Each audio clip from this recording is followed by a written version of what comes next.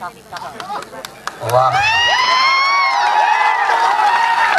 એક ચેતરભાઈ જેલમાં છે ને મને અહીંયા હજારો ચેતરભાઈ દેખાઈ રહ્યા છે.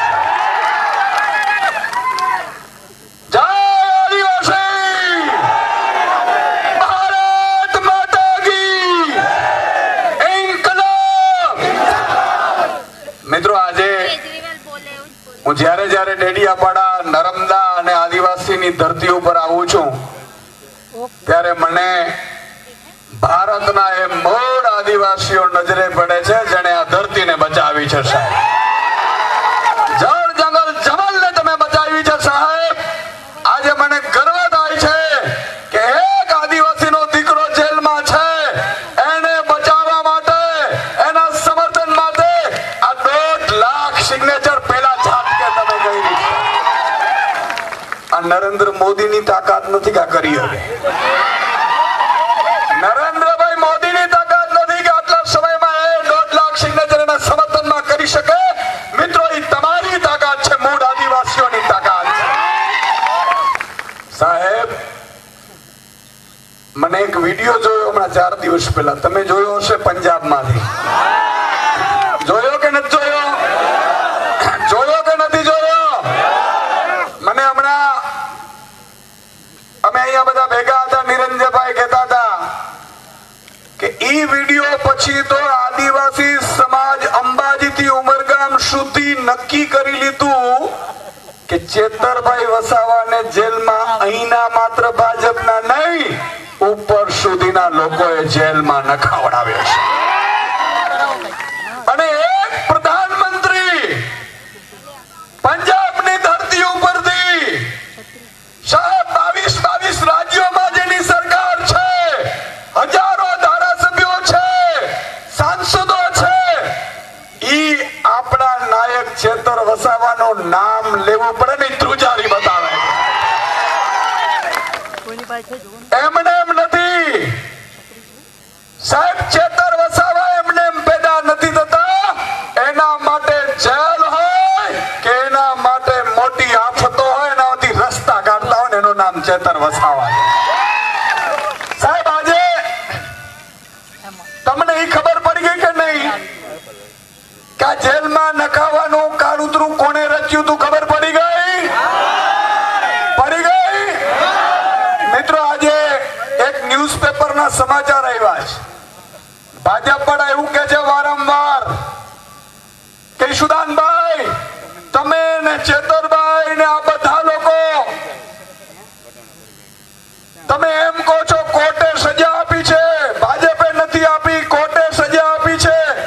મિત્રો, મારી પાસે એક આજનો જ સમાચાર છે. આ ભાજપ વાળાની એક-એકની પોલ ખોલી નાખતા સમાચાર છે. એ તમારી સમક્ષ હું વાંચવા માંગીશ. આ બરોબર મીડિયા વાળાને પણ કહું છું કે લેજો. બીજી વાર ભાજપ વાળાની ઓકાત ન હોવી જોઈએ કે ચેતર વસાવાને જેલમાં નાખવાની હિંમત કરે. સાહેબ, એક સમાચાર છે કે ગુજરાતની કોર્ટમાં 16 લાખ કેસ પેન્ડિંગ છે. 16 લાખ. કેટલા? હવે તમને બીજું એમાંથી સંદર્ભના સમાચાર વાંચું કે એમાંથી 30 વર્ષથી વધુ હોય એવા 19 છે અને 10 વર્ષથી વધુ હોય એવા 25,287 છે અને 5 વર્ષથી વધુ હોય એવા 70,000 છે. તમે વિચાર કરો મિત્રો કે 1 લાખ કેસ એવા છે જે 5 થી 10 વર્ષથી વધુના છે, જ્યારે ચેતરભાઈ વસાવાનો તો હમણાં જ કેસ થયો તો ભાઈ. પડી ખબર? ચેતરભાઈ વસાવાને તમે 3 વર્ષમાં સજા કરાવી શકો તો આ 16 લાખ કેસ પેન્ડિંગ છે, એને કેમ સજા ન થઈ? એનો મતલબ ઈ થયો મિત્રો કે ભાજપે ચેતરભાઈ વસાવાને ખતમ કરવાનું ષડયંત્ર કર્યું. ચેતરભાઈ વસાવાનો ગુનો શું હતો? ચેતરભાઈ વસાવા તમારું અવાજ બનતા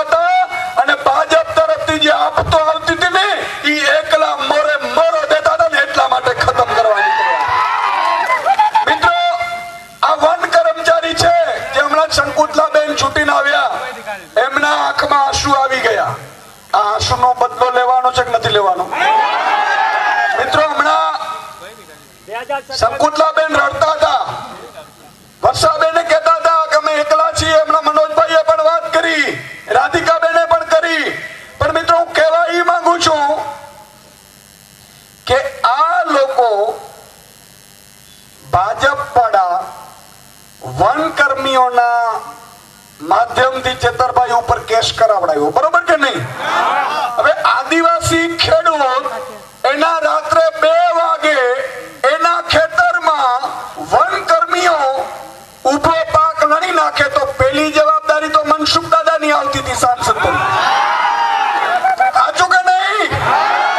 મનસુખ દાદાની જવાબદારી આવતી હતી કે એમણે વન કર્મચારીઓને કહેવું જોઈતું હતું કે આ તમે ખોટું કરો છો, આ મારા આદિવાસી સમાજ છે, મને 30 વર્ષથી સાંસદ બનાવે છે. પણ ઈ બોલ્યા મનસુખ દાદા આદિવાસી સમાજ ભોળો છે, તમને એકવાર મત આપી દેશે, પણ બીજી વખત આદિવાસી સમાજ સાથે કોઈ પણ નેતા ઉભો નહીં રહે તો આદિવાસી સમાજ બિરસા મુંડાજીનો વંશજ છે. એમની જવાબદારી હતી સાંસદ તરીકે, પણ એમણે ન નિભાવી. તો મિત્રો તમારા નેતા મર્દનો ફાડ્યો ચેતર વસાવાએ કીધું કે હું તમારી સાથે ઉભો છું, અને એમણે સમાધાન કરાવડાવ્યા. એમણે વન કર્મચારીઓને ધારાસભ્ય તરીકે કીધું કે આ તમે ખોટું કરો છો. મિત્રો આજે મને ગર્વ થાય છે કે સાહેબ ધારાસભ્ય, સાંસદ કે મંત્રી કે મુખ્યમંત્રીની જવાબદારીઓ શું હોય? એ જવાબદારીઓ એ હોય છે કે એમણે પ્રજાના હિત માટે કામ કરવાનું હોય છે, દલાલીઓ કરવા માટે નહીં. આજે ભાજપના કેટલા સાંસદો છે મિત્રો? હું અહીંથી કહેવા માંગુ છું કે વલસાડના સાંસદે ચેતરભાઈ વસાવાને લઈને નિવેદન કર્યું છે કે નથી કર્યું? મિત્રો તમે એક ફોન કરજો વલસાડના આદિવાસી સમાજમાં, ઉમરગામ, પારડી, કપરાડા, ધરમપુર, વલસાડ, આ બધે તમે ફોન કરીને કહેજો કે આપણા ચેતરભાઈ વસાવાની સામે આ ધવલ પટેલે નિવેદન કર્યું છે, આવતી ચૂંટણીમાં ધવલ પટેલ જીતવો ન જોઈએ. સાહેબ આ કરવું જોઈએ કે ના કરવું જોઈએ? એકતા બતાવી જોઈએ કે ન બતાવી જોઈએ? મિત્રો એટલા માટે કે આદિવાસી સમાજ માટે બોલી નથી શકતા, એ ભાજપની પીપોડી થઈ ગયા છે. આજે ગણપત વસાવા છે, આટલા સમયથી મંત્રી રહ્યા. ગણપતભાઈએ ક્યારે જળ જંગલ જમીનનો મુદ્દો ઉઠાવ્યો હોય તો મને કયો સાહેબ? 73 જમીનના મુદ્દા ઉઠાવ્યો હોય તો કયો? આદિવાસી સમાજ 30 વર્ષથી પછાત છે મિત્રો, આ ભાજપના કારણે. અને ભાજપ તો આપણે વનવાસી કરવા નીકળ્યું હતું, બરોબર કે નહીં? ભાજપ એવું કહેતું હતું આ તો વનવાસી છે. અરે વનવાસી નથી ભાજપ પડાવો, તમારો જન્મ નહોતો થયો ને ત્યાંના મૂળ આદિવાસીઓ અમે છીએ. અમે આ ધરતીના માલિક છીએ, જળ જંગલ જમીનના મુદ્દા અમે ઉઠાવીએ છીએ. તો મિત્રો આજે આ એક મેસેજ આપવો જોઈએ. આજે આ 1.5 લાખ સિગ્નેચર સાથે આપણે જશું કલેક્ટર ઓફિસે, પણ કલેક્ટરની તાકાત નથી, ઈ ઉપર નહીં કહી શકે. એટલા માટે જ આપણે રાષ્ટ્રપતિશ્રીને લખ્યા છે આ પત્ર, અને આવેદનમાં બહુ ક્લિયર સાથે લખ્યું છે. આવેદન હું વાંચતો તો મિત્રો, આ આવેદનમાં આપણે એમનો જવાબ પણ લેશું. આજે 1.5 લાખ સિગ્નેચર અહીંયા થઈ છે. 27 તારીખે રાધિકાબેન ની ટીમ છોટા ઉદેપુરમાં પણ આવું સંમેલન કરવાના છે. ભાજપ વાળા એક દિવસ ચેતર વસાવાને જેલમાં રખાવશે, 1 લાખ આદિવાસી ઉભા થઈને ભાજપની સામે પડશે. અને આ એકતા રાખવી પડશે મિત્રો, આપણે એકતા આપણે રાખવી પડશે. જો આપણે એકતા નહીં રાખીએ તો આ લોકો હવે જળ જંગલ જમીન તો ઠીક, આદિવાસી સમાજને ભાજપ રેવા પણ નહીં દે.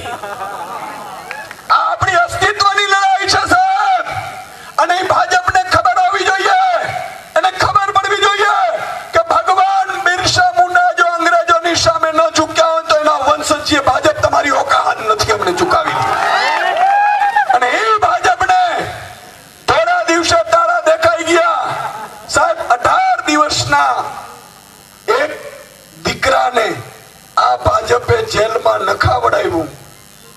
અને હું આજે કહીને જાઉં છું, મેં ડેડિયાપાડામાં પણ કીધું હતું કે ભગવાન કૃષ્ણ જેલમાં જન્મ્યો હતો અને ચેતર વસાવા થોડીક ઉંમર થઈ જશે પછી એ 18 દિવસનો યુવાન ભાજપનો કાળ બનીને સાહેબ જન્મ્યો છે. યાદ રાખો, એને તમે જેલમાં નખાવ્યા.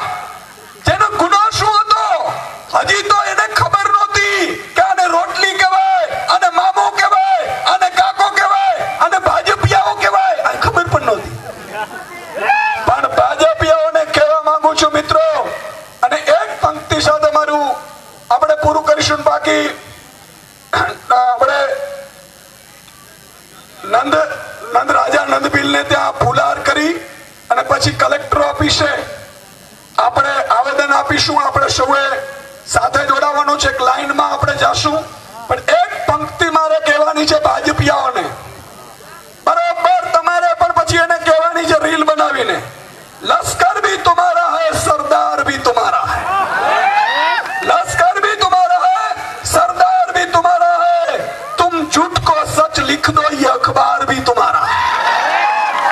इस दौर के फरियादी जाए तो कहां जाए, इस दौर के फरियादी जाए तो कहां जाए, कानून भी तुम्हारा है दरबार भी तुम्हारा है. सूरज की तपन तुमसे बर्दाश्त नहीं होती, सूरज की तपन तुमसे बर्दाश्त नहीं होती, एक मीम के पुतले का किरदार तुम्हारा है, किरदार भी तुम्हारा है. આજે આદિવાસી સમાજે એકતા બતાવી છે મિત્રો. અત્યાર સુધી મને યાદ નથી કે કોઈ નેતાના સમર્થનમાં 1.5 લાખ સિગ્નેચર થયો હોય, પણ હવે આ સિગ્નેચર ધીરે ધીરે 10 લાખ સુધી પહોંચાડવાની છે.